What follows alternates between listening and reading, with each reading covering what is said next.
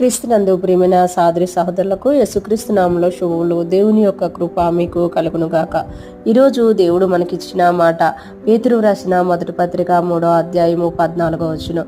మీరు ఒకవేళ నీతి నిమిత్తము శ్రమ పడినను మీరు ధన్యులే, వారి బెదిరింపునకును భయపడకుడి, కలవరపడకుడి.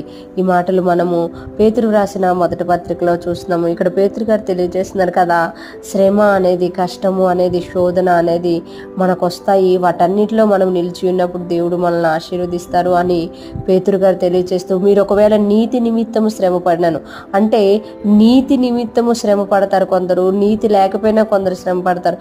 కొందరు తమ తప్పిదములకే దెబ్బలు తింటారు. కొందరు ఏ తప్పు చేయకపోయినా నీతిగా జీవించినందుకు శ్రమ పడుతూ ఉంటారు, దెబ్బలు తింటూ ఉంటారు అన్నమాట. అందుకే ఇక్కడ పేతురు గారు గుర్తు చేస్తుంటారు కదా, మీరు ఒకవేళ నీతి నిమిత్తం శ్రమ పడినను మీరు ధన్యులే.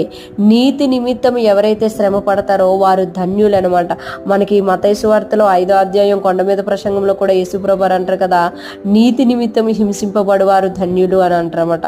ఎందుకు అనంటే, నీతిగా మనం జీవిస్తున్న, వాక్యానుసారంగా జీవిస్తున్న, మనకు విరోధంగా ఎవరైతే శ్రమను కలగ చేస్తున్నారో, నీతి నిమిత్తము ఏ తప్పు చెయ్యకపోయినా మనం శ్రమ పడుతున్నామా అయితే మనం ధన్యులు. మనకు తెలిసిపోతుందండి, మనం శ్రమ పడుతున్నప్పుడు, మనం ఒక బాధ గుండా వెళ్తున్నప్పుడు, మనం తప్పు చేసి ఆ బాధ గుండా వెళ్తున్నామా, లేకపోతే నిజంగా యథార్థంగా నీతిగా ఉండి మనలో ఏ తప్పు లేకపోయినా మనల్ని నిందిస్తున్నారా అనేది మనకు తెలుస్తుంది అనమాట.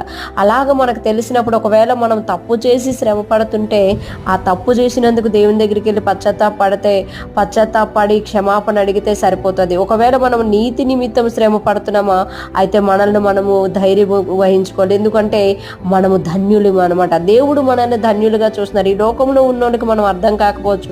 ఈ లోకంలో మనకు వచ్చిన శ్రమను బట్టి, కష్టమును బట్టి, మనం వెళ్తున్న ఆ యొక్క గరుకు దారిని బట్టి చాలామంది అనుకోవచ్చు, వీళ్ళు ఏం చేశారో దేవుడు వీళ్ళని శిక్షిస్తున్నాడు అనుకోవచ్చు. కానీ మనము నీతిగా యథార్థంగా ఉండి శ్రమ పడుతున్నామా అయితే మనల్ని మనమే ప్రోత్సహించుకోవాలి. ఎందుకంటే దేవుడు మనల్ని ధన్యులుగా చూస్తున్నారు అనమాట. ఇంకొకటి, శ్రమ ఎవరైతే పెడుతున్నారో వారి బెదిరింపునకు భయపడకుడి, కలవరపడకుడి. శ్రమ పెడుతున్న వారు, శోధన మనకు వచ్చింది, ఆ శోధన కూడా మనం వెళ్తున్నప్పుడు ఎవరైనా మనల్ని బెదిరిస్తున్నారా, మనం వాళ్ళ బెదిరింపుల కంట భయపడకూడదంట, కలవరపడకూడదు. ఒకవేళ సాతాండే నిన్ను బెదిరిస్తున్నాడా, దయ్యమే నిన్ను బెదిరిస్తుందా, ఈ లోకమే నిన్ను బెదిరిస్తుందా, కఠినమైన మనుషులు నిన్ను బెదిరిస్తున్నారా, అయినా నువ్వు భయపడకు, కలవరపడకు. నీ అనారోగ్యం నిన్ను భయపెడుతుందా, నీ ఆర్థిక సమస్యలు నిన్ను భయపడుతున్నాయి, అయినా నువ్వు బెదరకు అని చెప్తున్నారు అనమాట. ఎందుకు అనంటే, నువ్వు నీతి నిమిత్తం శ్రమ పడుతున్నావు కాబట్టి, నీతి నిమిత్తం నువ్వు ఆకలి దప్పులు కలుగుంటున్నావు, నీతి నిమిత్తం నువ్వు హింసింపబడుతున్నావు, నీతి నిమిత్తం నువ్వు లేమిని అనుభవిస్తున్నావు, నీతి నిమిత్తం నువ్వు కష్టాన్ని అనుభవిస్తున్నావు కాబట్టి నువ్వు ధన్యులు. వాటి ద్వారా వచ్చే ఆ భయమునికి, ఆ బెదురునికి నువ్వు బెదరపోకు అని చెప్తున్నావు. వారి బెదిరింపునకు నువ్వు భయపడకుడి, కలవరపడకుడి. భయాన్ని, కలవరాన్ని ముందు మనం దూరపరచుకుంటా.